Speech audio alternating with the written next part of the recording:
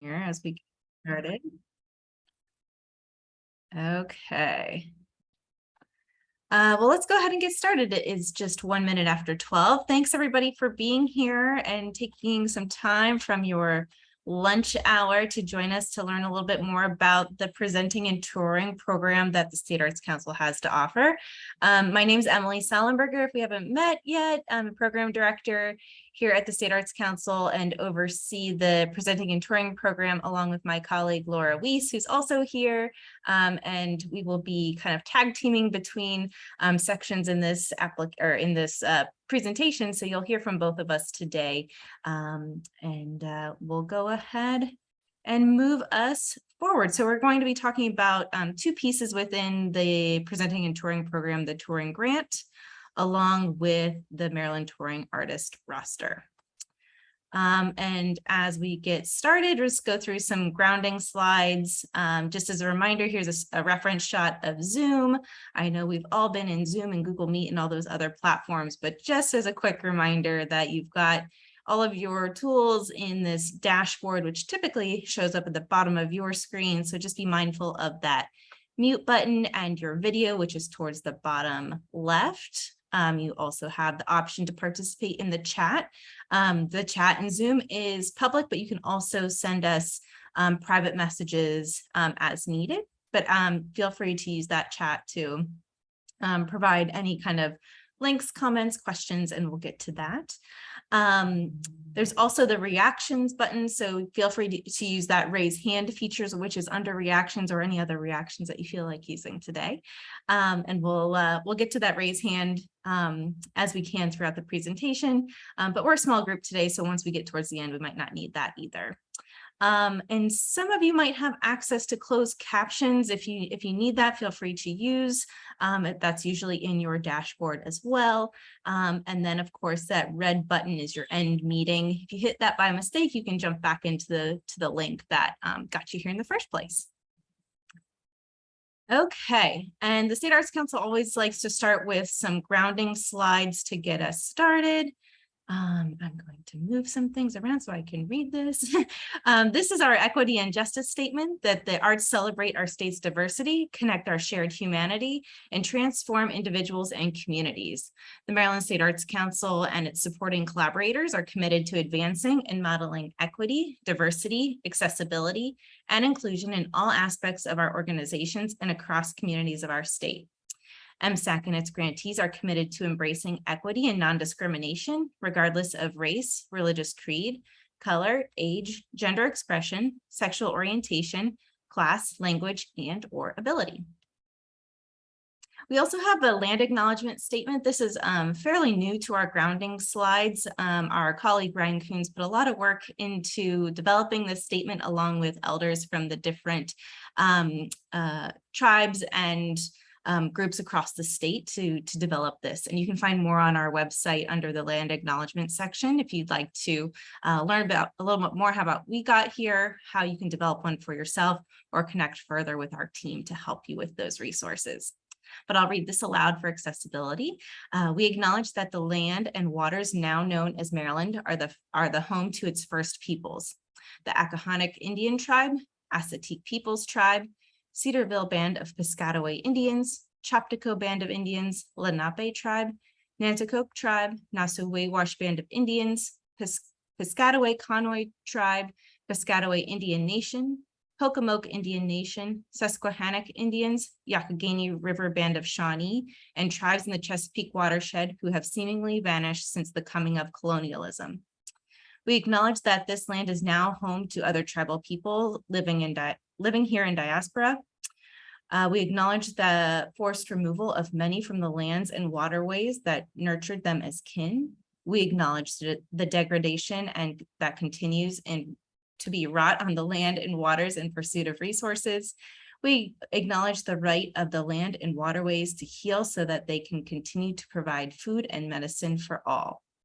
We acknowledge that it is our collective obligation to pursue policies and practices that respect the land and waters so that our reciprocal relationship with them can be fully restored. The vision of the Maryland State Arts Council plays an essential role ensuring every person has access to the transformative power of the arts. And we do this through our mission, which advances the arts in our state by providing leadership that champions creative expression, diverse programming, equitable access, lifelong learning, and the arts as a celebrated contributor to the quality of life for all the people of Maryland. And with all of this, we have a strategic plan that has boiled down into 5 overarching goals. The goal 1 is to increase participation. Goal 2 is to provide intentional support. Goal 3 is to build capacity. Goal 4 is to leverage connections. And goal 5 is to bolster Maryland arts. And finally, we like to land on some creative meeting actions just to keep in mind as we're moving through today's presentation and interact with one another. And that is to celebrate being in the space with other creative people, engage with everyone's presence as a gift, acknowledge that together we know a lot, enter the conversation with curiosity and inquiry, share your idea and trust that it will be heard, use I statements, focus your language on the task at hand, hold one another accountable with care, apply yes and I hear your idea and I'm going to add to it, and balance your speaking and listening. All right, and just a couple more slides just to make sure you all have lots of information about the State Arts Council. This is one of our professional development offerings, and we have a lot of different things going on, as you probably saw on our Eventbrite page when you went to go sign up for this particular session. We are offering very specific topic-related sessions that are facilitated by the State Arts Council, but we also bring in experts to chat about specific things in the field. We also have Coffee with the Council on Tuesday mornings. It's on a bit of a summer break, but they'll be back in the early fall. We also have some regional art summits we're excited about. We're going to be launching that information in the fall as well, where we will be visiting different areas of the state. And then we also have our State Arts, or the Maryland Arts Summit, which is held in June every year. And then finally, just a plug about being a panelist, that the State Arts Council relies on constituents across the state to help us evaluate applications for all of our different programs. So we typically have a public call for each of those programs when they're available, and you apply through our grant portal called Smart Simple. We offer training and support from the staff and the program directors involved with whatever that program is that you're applying for. And the role includes reviewing and scoring applications and attending panel meetings if that's a part of the process. And it's also a paid opportunity. So it's typically about a minimum of $350, and it can go up depending on the type of program that you're involved in. But it's a really great way to get involved with our different programs and learn a little bit more about evaluating grants and a little bit more about the great communities and artists that we have across the state. Okay, so I'm going to move into our agenda for the day. So today we're going to review the Presenting and Touring program and its guidelines. We're going to take a deeper dive into what the touring roster application is and who's eligible to apply, along with the touring grant application and eligibility there, the monthly review process, Smart Simple, which is the grants portal that we use to accept applications, and some time for some questions and answers. So a quick overview. So the purpose of the touring, the Presenting and Touring program is to really support professional artists and performing arts organizations, or those that are presenting artists on a regular basis across the state of Maryland. So as we mentioned, there's 2 different opportunities that make up the Presenting and Touring program. So the Maryland Touring Grant, which is offered to organizations to apply for funding, and then the Maryland Touring Artist Roster, which is for artists or groups of artists to be a part of a roster. And these programs work hand in hand together. So essentially the Maryland Touring Grant supports the presentation of our touring roster artists. Okay, so I'm going to hand it over to Laura to talk specifically about the artist roster. Great. Thank you so much, Emily. And hello, everyone. It's great to see you. Thanks so much for being here today. So as Emily said, we're going to go into the two different subsets of the presenting and touring program. The first, we're going to look at the Maryland touring roster. So this is an opportunity for touring artists. The touring roster is essentially a list of touring artists that are from across the entire state of Maryland. It consists of solo performers and also performing companies, ensembles, groups, just meaning more than one performer. At this time, all means of performers are welcome to apply. We have a wide spectrum of different performing artists included on the roster, including musicians, dancers, theater artists, storytellers, all kinds of different performers. And we're happy to talk to you too. If you don't feel like you fit into one of those particular buckets, we're happy to talk to you about eligibility and how you can find yourself on the touring roster. What we do is we promote this roster, this list, and funding opportunities to presenters. So we help to share this list with the different presenters and venues across the state.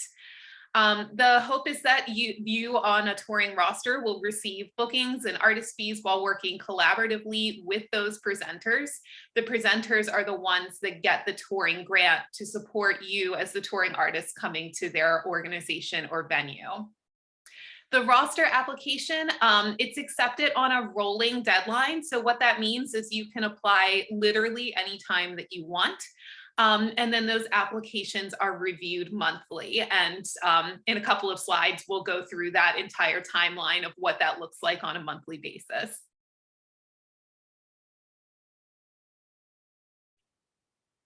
So who can apply to the touring roster? This is kind of getting into some of the nitty-gritty in terms of eligibility. You must be a Maryland resident and you must be at least 18 years old to apply to be a part of the touring roster. If you are a group or an ensemble, all of the members must be at least 18 years old and at least 50% must be Maryland residents. If you are a group or an ensemble, the company's primary place of business must be located in Maryland.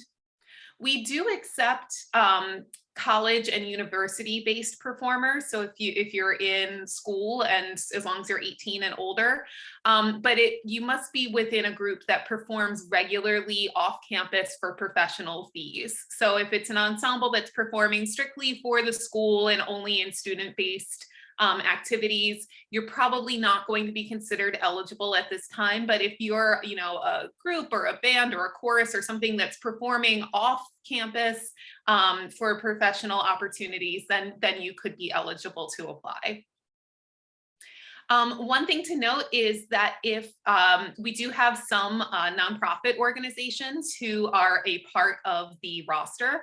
So if you have that nonprofit status, the makeup of the performing ensemble must meet the eligibility criteria for performing companies and groups. So that means that you have to have everybody has to be at least 18 years of age or older, and at least 50% must be Maryland residents. And there are some other specific guidelines when it comes to eligibility. These are kind of the big ones. So do make sure that you check out the guidelines on our website just to double check any kind of eligibility requirements.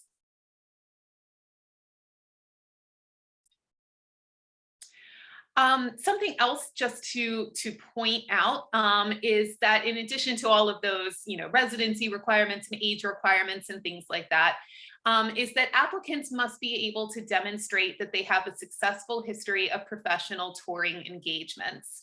And when we say tour under this program, what we mean is that a tour is a public performance in a venue or venues that are not typically or regularly scheduled by the performer. And for this context, within the state of Maryland. This can include both one-time performances and longer multi-engagement tours.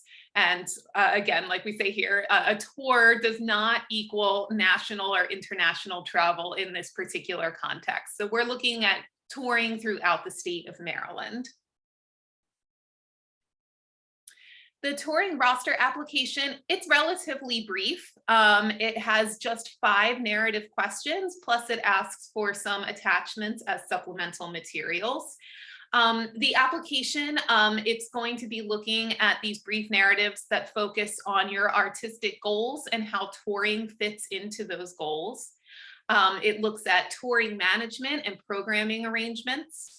It looks at a brief description of your basic space requirements for performances within those different venues.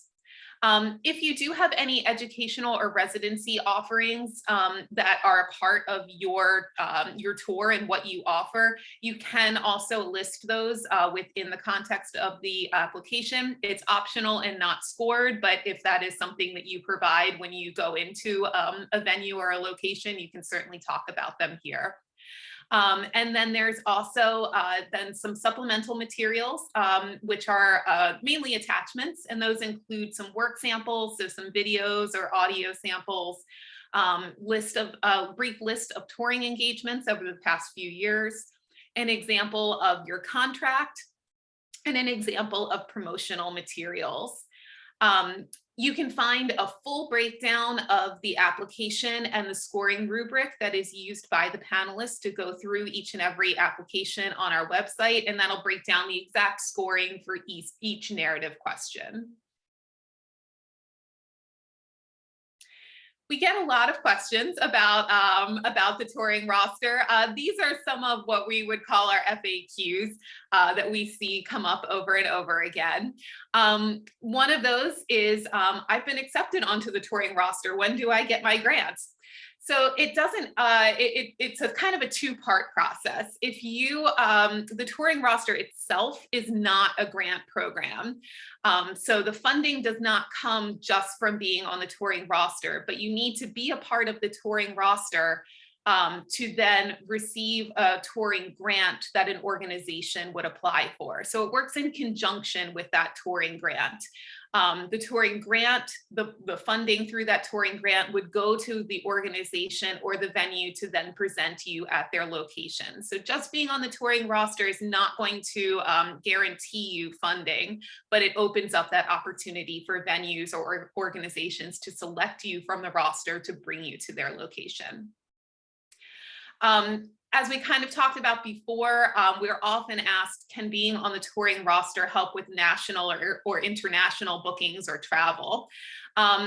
Unfortunately, no, this is all, we're all Maryland based. We're focused on Maryland presentations. So we're really focused only on Maryland based presentations of Maryland based artists within this program. Something else that we often see or are asked about is within the application, you'll see that there is a section that is asking for work samples. Some people ask, they don't have a professional quote unquote video or work sample to share. Is that okay? And that's absolutely okay. Panelists are not scoring on the quality of the video. We go over that quite a bit with them during panelist training and orientation. What they are looking for is for your work as a performer. So a quote unquote professional reel or a video is not a requirement. But we do encourage you to make sure that you are seen and heard clearly, so that way they can really, understand what it is that you would be bringing to a venue or an organization. Another question that we frequently get is, how do I connect with potential presenters? So you've been accepted onto the touring roster. What do you do next? And that, quite honestly, is something that we are working to really increase those opportunities to connect presenters and touring artists. Last winter, we offered our first ever, what we called our Touring Artist Showcase, which was a virtual showcase of, I think, about 30 of our touring roster members. They were given a very specific amount of time where they could share what it is that they do. And we had lots and lots of presenters and venues and other organizations join to hear from them. And hopefully, bookings and other connections were made throughout. So we do have intentions of doing that again. That's just one example of a way that we're hoping to be able to help facilitate those connections. So we're hoping to have that touring artist showcase again in the winter of 2023. So if you're not already on the touring roster, make sure that you join by then, so that way you could perhaps be a part of that showcase. And I think that might be it for the touring roster part. I'm going to hand it over to Emily to talk about the touring grant section. Great. Thanks so much, Laura. Okay, so getting to the other side of the coin here with the Maryland Touring Grant. So as Laura mentioned, the grant is for our presenters. So this grant supports an organization's presentation of an artist from the touring roster. The grant is accepted on a rolling deadline. And again, I know we're going to say these things over and over again, but just to help with the context here, that the touring grant helps to subsidize the presentation of any performer on the Maryland Performing Artists touring roster. So applications can be for actually multiple artists or performers from the roster, because the grants are available up to $5,000 total. Grant applications, again, are accepted on a rolling basis and reviewed monthly.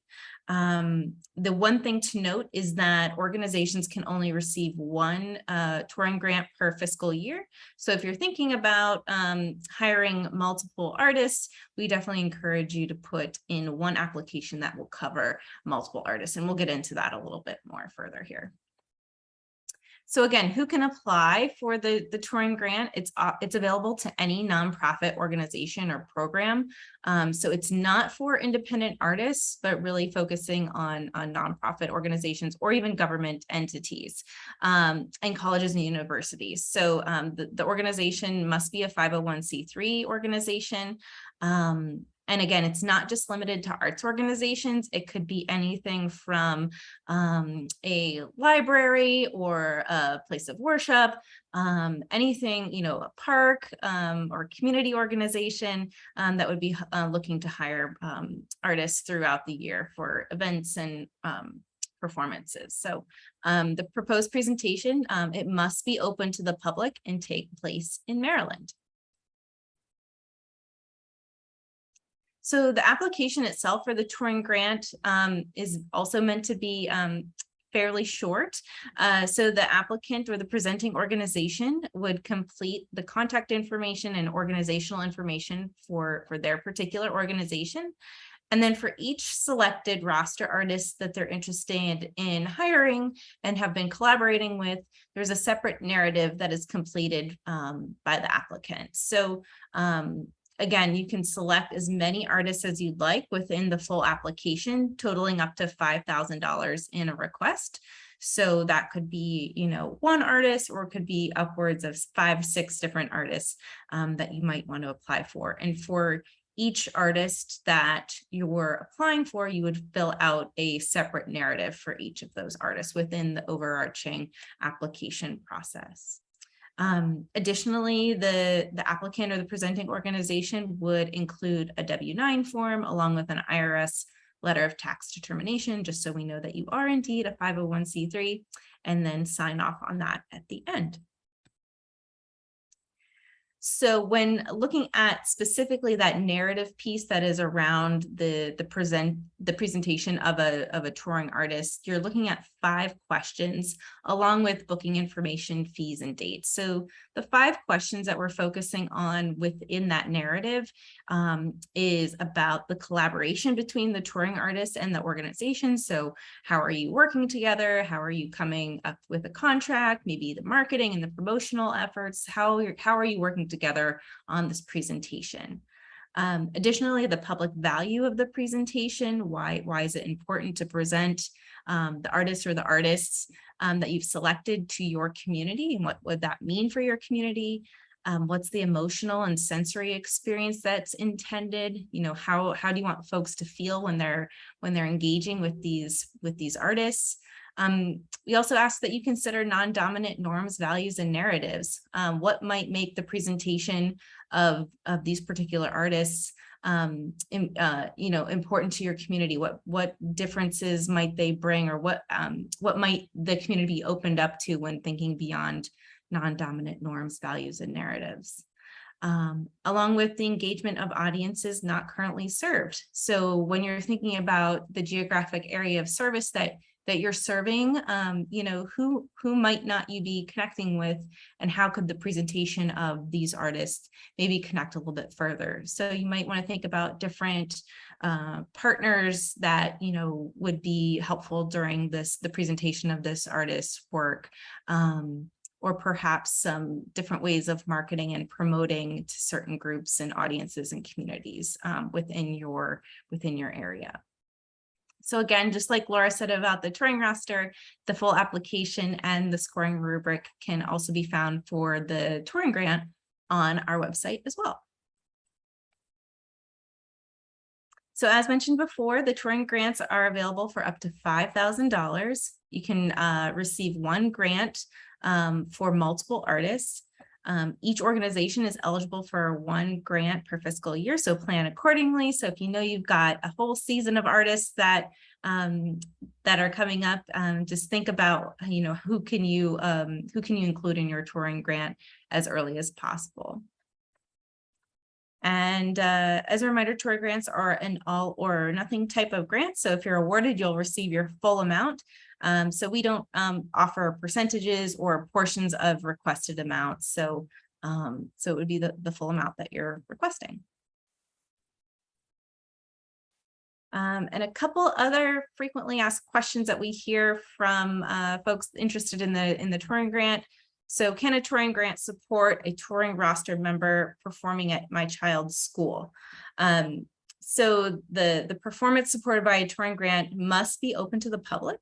So if the presentation of the artist's work is happening during the school day, it would not necessarily be considered eligible for a touring grant because it would just be closed to the school or a particular group of children within that school. So just really thinking about what would happen outside of school time would be most likely eligible for a touring grant. And can a non-arts nonprofit apply for a touring grant? Absolutely. The nonprofit does not necessarily have to be an arts organization, but we would consider an arts program, if you will. So some examples, as I mentioned earlier, libraries, community centers, neighborhood associations that can apply for support to hire a touring artist. Additionally, if your organization receives general operating support through our Grants for Organization program at the State Arts Council, can you also apply for a touring grant? Yes. Organizations can receive both general operating support and a touring grant in the same fiscal year. And are there any matching requirements for the touring grant? At this time, we've removed the previous matching requirement, which was a 50-50 match. So as of spring 2020, it was one of those things that we removed from this program, and that continues through FY23, the current fiscal year we're in. And the touring grant has a monthly review process. So again, applications are accepted on a rolling basis. So you can apply really anytime. You just want to ensure that it's that you apply before your activities take place. And applications are reviewed monthly by a panel. So essentially what we do is we batch the applications that are submitted on a monthly basis. So from the 6th of one month to the 5th of the following month. So the example here is if applications are submitted between September 6th and October 5th, they'll be reviewed in the October review cycle. So our panel reviews for a couple of weeks in the middle of the month, and then notifications would be sent by the last day of each month. So for the October review cycle, it would be October 31st that they would get their notification, if not sooner. And just a helpful hint, and this goes to both programs, before you submit an application, Laura and myself, we're available to review and or meet about your application and offer feedback on your draft. We do ask that you email or contact us with at least 10 business days for written feedback. Typically we can get some feedback to you or schedule some meetings before then, but it's really dependent on our schedules and time commitments. So if you give us about 10 days, we can definitely get that feedback for you. Additionally, if you go through the monthly review and the panel scores and maybe you're not awarded that month, that's totally fine. It happens throughout all of our programs. But we can also gather feedback from the panelists who reviewed your application and send that feedback, which is in direct connection to our review criteria or that scoring rubric. So you have some feedback to consider in your next application. So with both of these, you can apply again right after you've applied and received notifications. So if you are ready to go and you want to make those updates really quick, and you can submit again, or you can take your time and apply whenever it feels right for you. But just know you don't have to wait a certain amount of time to apply again. It's really up to you when you'd like to submit. Okay, so I think I'm going to hand it back to you, Laura, to review Smart Simple stuff. Sounds good. Thanks, Emily. We've mentioned a couple times throughout that we use the grants portal, which is called Smart Simple. We use this for all of our different applications. And you get there by going to marylandarts.smartsimple.com. You can go directly there by putting in that address, or if you go to our website, there is also towards the upper right-hand corner, there is a link that says Smart Simple. Either way will get you there. But as an applicant, you do need to register within Smart Simple. If you are applying for the touring grant, you do have to be registered as some type of organization. So if you are an independent artist, the touring grant is not going to show up as an option for you because you're not eligible to apply for that.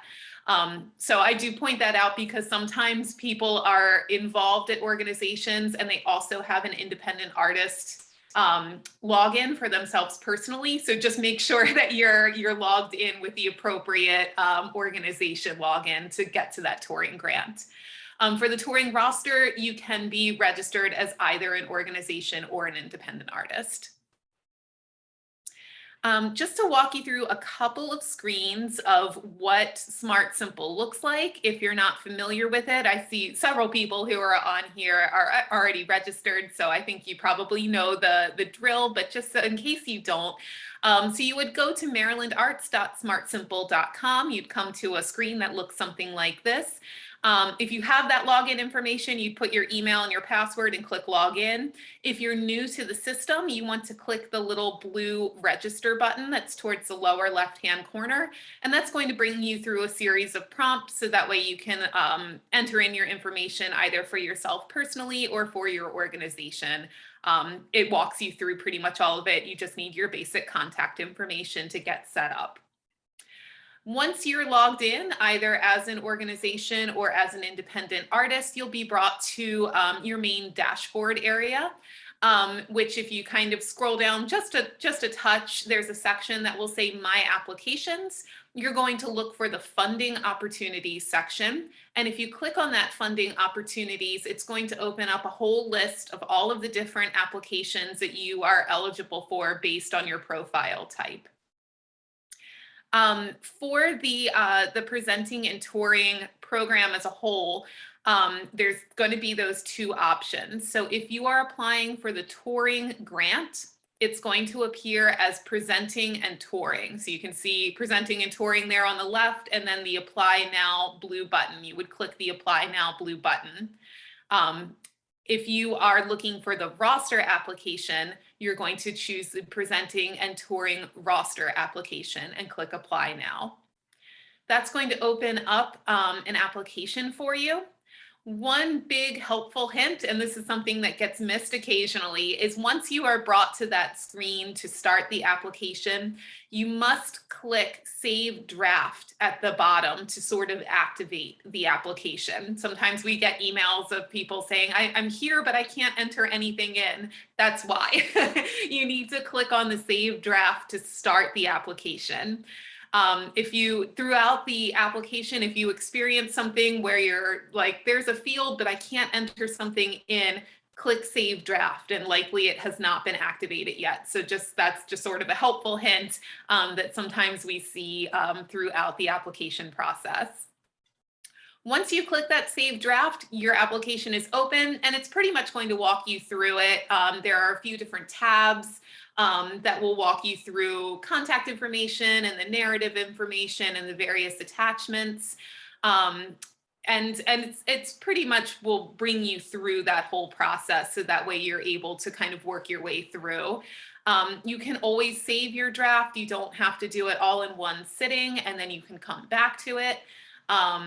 And once you're done, just be sure that you click the blue submit button. And once it's submitted, then it's locked in, and we'll take a look at it from the panelists will review it during that particular review period. And that's pretty much the overview of Smart Simple. You will receive notifications via Smart Simple. So once we get to the end of the month and applications are either accepted or declined, you'll receive that, that notification will come through an email via Smart Simple. And it'll have further instructions for you depending on if you are awarded, if you need to sign grant agreement forms and things like that. But that is the general overview of the programs and also Smart Simple. Our email addresses are here, Emily's email and mine. Hopefully you know through this presentation that we're here to help you. That's what we want to do. We love talking to people about their applications and their work. And we are here to make that process as smooth as possible for all of you. So if we can help with any questions along the way, don't hesitate to reach out. We have plenty of time here. We have about 20 minutes or so. So I think we are at a point where we can open up for any questions that we can take about either the touring grant or the touring roster process, anything to do with the presenting and touring program. Matt. Yeah, I think I know the answer to this, but just to confirm, the grant can be used for not only artist fees, but any attendant expenses such as lodging, hospitality. Is that correct? Yep, it can be used Rentals.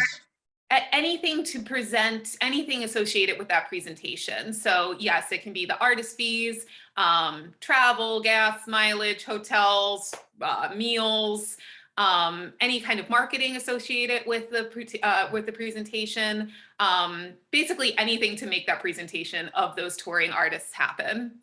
And if there are specifics, we can certainly talk through that to make sure that it's all eligible and good to go before you submit. Right. Thank you. Great question. Yeah, I'll just add too, Matt, that's a really good question. And it leads to one of the first questions in the touring grant of how you collaborate with different artists and the presenters. So when you're thinking about how you're deciding on all that information to include in the budget, that's really good information to add into that section of the touring grant too. Okay. And I would assume that it's not always possible to list all of those expenses in the contract you strike with an artist.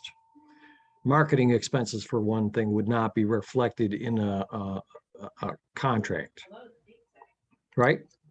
Yeah, I think it just depends on your agreement with the artist, and that would be represented in your application.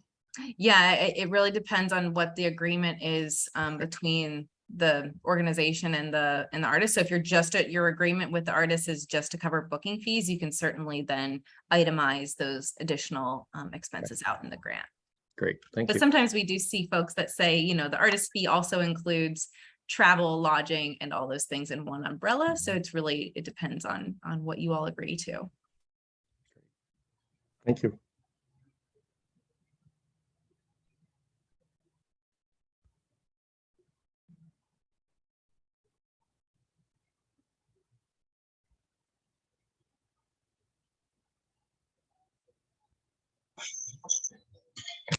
Hi, I just had a question. As an organization on the roster, are we allowed to write a grant in support of our touring events, or do we have to like write it on behalf of or get them to submit the application? Do you mean, can you say more about that? Do you mean, would you write the application for, say, a community center to present you on the Eastern Shore? Right. Would that be like under us, or do I need to get them to submit it? Yeah, so it's the presenter is the one that would submit it. The hope is certainly that you would be collaborating with them throughout the writing of that application. So while they are the ones that ultimately submit it, the hope would be that you are working with them to craft that narrative and, you know, really talking about those, you know, collaborations and how you're working together. But yeah, it would be the presenter or the presenting venue. They're the ones that would ultimately be responsible for submitting it. Thanks. It can get a little confusing when there's two organizations involved. So that's a good question. And I have one more question that may seem obvious to many of you. Where can we preview the roster, the actual list of performers that you've accepted into your roster this year? Do you go, Emily? Sorry. Oh, sure. I wasn't sure if you could hear background noise with my street music here. But the roster is actually found under the arts directory on our website. And I think we can probably drop that link in the chat here too. But there's kind of some filters that you need to put into place. And there's some directions on both, I think, the touring grant page, the roster page, and then you can also within the directory as well. So essentially what you're going to do is click a filter that says that they're eligible for touring grants. So anybody on the roster will be filtered from the directory, so you can see their profile and examples of their work, and it's a really good search tool. There's also a listing of like a PDF listing on the touring roster page and the touring grant page as well. So it is a little bit clunky, and we're trying to clean it up so it's a little bit more user-friendly in the future, but there's a couple different ways. And if you have trouble finding that roster, if you're looking for someone in particular, we can always help as well. Okay. It looks like Laura just dropped the links in the chat if you want to grab those too.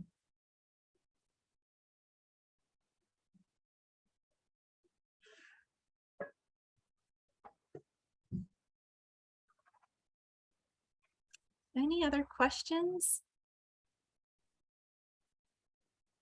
I just want to bring up a question that was actually sent directly to me. Papico, I hope you don't mind that I'm voicing this to the group, but I think it might be beneficial for everybody to hear.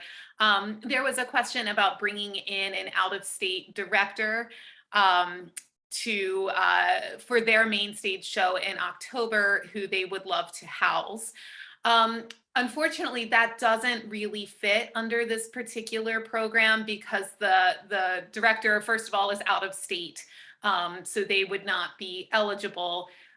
You would have to have somebody from the touring roster. So you'd have to identify somebody from the roster to submit a touring grant for. So if there were, you know, an ensemble on the touring roster that you wanted to bring to your theater to perform, you would be able to look at that. Excuse me. But unfortunately, I don't think under this circumstance it would work. Sorry about that.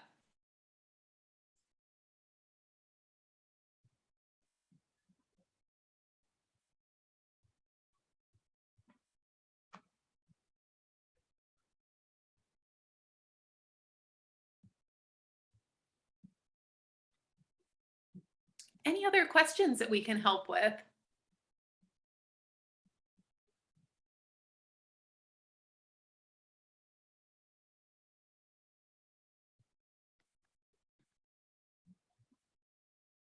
Great. Well, we certainly hope to see some touring grant applications from you all, or touring roster applications. We're always looking for individuals to join the roster. I think we are just over 80 people now, or 80 roster members. So we're excited to have that continue to grow and expand. In the meantime, if you have any questions at all, please feel free to reach out to myself or to Emily. We are here to help. I think we will just go ahead and wrap up a few minutes early, give you 15 minutes back in your day to go grab some lunch before your 1 o'clock. Thank you so much for being here. We're going to also be posting this recording will go onto our website so that this will be available to you or to others to be able to reference at any time. Great. Laura, Thank you. I want to take an opportunity to make a request of 5 minutes of your phone time in the next couple of days, perhaps. Sure thing.